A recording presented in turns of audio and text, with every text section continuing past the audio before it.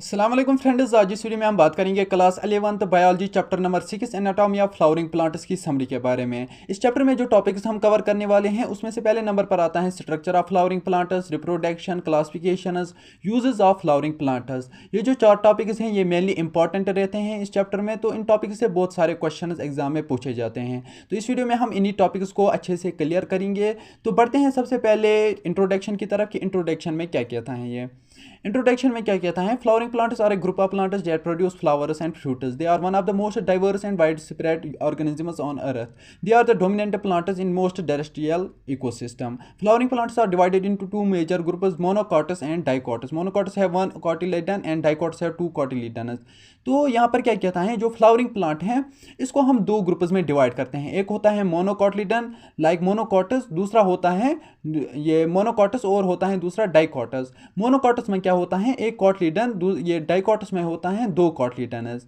अब बात आती है कि कॉटिलिडन क्या होता है। कॉटिलिडन ये होता है जब फ्लावरिंग प्लांट का पहला ये फ्लावर निकलता है, लाइक पहला सीड निकलता है, तो उसका जो पहला जो वो पत्ता निकलता है, लाइक वो ये निकलता है, लीफ निकलता है, उसी को हम कॉटिलिडन बोलते हैं। लाइक यहाँ पर मोनोकॉट में एक ही निकलता है और डाइकॉट में दो लीफस निकलते हैं। आई होप ये इंट्रोडक्शन आपको समझ आया होगा। तो बढ़ते हैं फर्स्ट टॉपिक की तरफ जो कि है structure of flowering plants. Flowering plants have a variety of structures that enable them to survive and reproduce. These structures include the root system, stem, leaves, flowers and fruits. ठीक, यहाँ पर क्या बोलता है कि स्ट्रक्चर मतलब कि कैसा होता है ये फ्लावरिंग प्लांट। फ्लावरिंग प्लांट में क्या क्या आता है, सबसे पहला आता है रूट सिस्टम, देन आता है स्टेम, देन आता है लीव्स, फ्लावर्स एंड फ्रूटस। सबसे पहले रूट सिस्टम क्या होता है, लाइक ये ज़मीन है, यहाँ पर नीचे रूट सिस्टम है, ये जो रूट्स होते हैं इसके फ्लावरिंग प्लांट के। ठीक, फिर आता है सिटम यहाँ पर होता है, लाइक ये सिटम है इसका, ये नीचे रूट्स हैं इसके। ठीक, अब आता है लीव्स कहाँ होते हैं, यहाँ पर लीव्स होते हैं, ऐसे ऐसे लीव्स होते हैं। ठीक, ये लीव्स होते हैं इसके। फिर आता है फ्लावर कैसे होता है, लाइक यहाँ पर अगर हम देखेंगे, यहाँ पर फ्लावर है, यहाँ पर एक फ्लावर है, उसमें होता है फ्रूट्स। यहाँ पर अगर हम देखेंगे इसके नीचे, इसके अंदर होता है, वो होता है सीड्स होते हैं और फ्रूट्स भी यहीं पर निकलते हैं। आई होप ये स्ट्रक्चर आपको समझ आया होगा। तो बढ़ते हैं सेकंड पैराग्राफ की तरफ। The system provides support for the plant and transport system then nutrients from roots to the leaves. The leaves are the main photosynthetic organs of the plant and they are use energy from sunlight to produce food for the plant।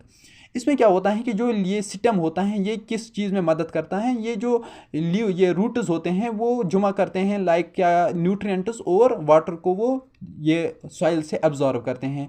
फिर जो system होता है ये उसे transport करता है कहाँ तक, लीव्स तक। फिर लीव्स का काम क्या होता है, वो फोटोसिंथेसिस करते हैं विद द हेल्प ऑफ ये सन के, लाइक सनलाइट से वो ये फोटोसिंथेसिस करते हैं और क्या प्रोड्यूस करते हैं, एक तो वो फूड प्रोड्यूस करते हैं, दूसरा वो ऑक्सीजन एंड अदर थिंग्स को प्रोड्यूस कर सकता है।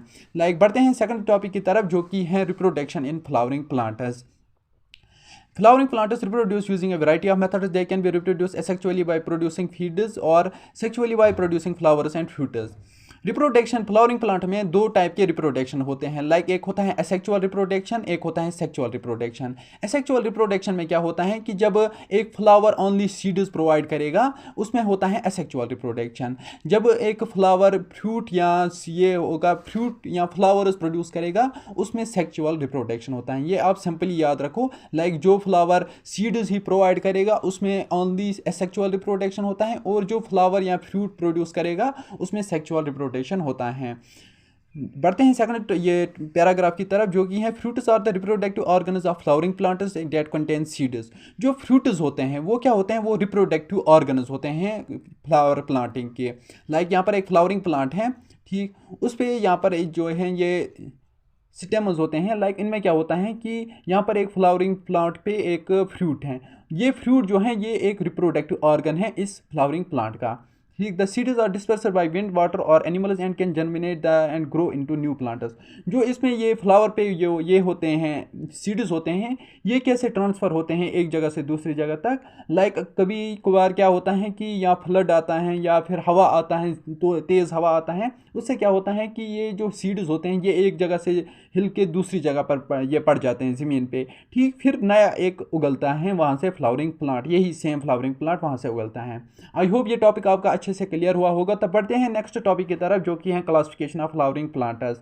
Flowering plants are classified into two major groups, monocots and dicots. Monocots have one cotyledon and dicots have two cotyledons. The cotyledon are the first seed leaves that emerge when a seed germinates.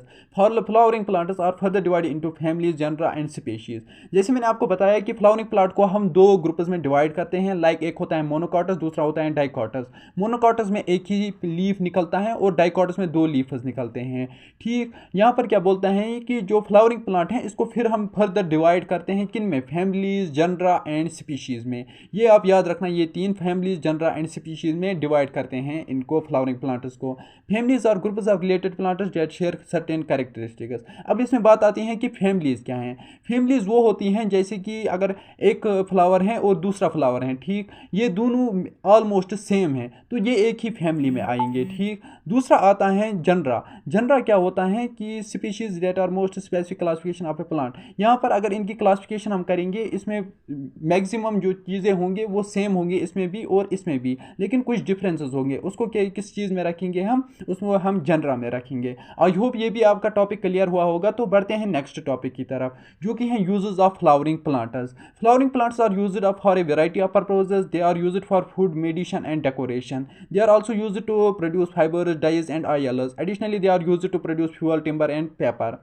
अब बात आती है कि flowering plants को हम कहाँ कहाँ use करते हैं। सबसे पहले हम यूज़ करते हैं फूड के लिए। ये लाइक हमें फूड चाहिए, किस हिसाब से अगर हम बताएंगे कि फ्लावरिंग प्लांट से कैसे फूड मिलता है, लाइक आप वो देखते हो हनी, आप देखोगे हनी बीज होती हैं, वो हनी क्रिएट करती हैं, वो हनी हम खाते हैं, लाइक वो एक किस्म का फूड है।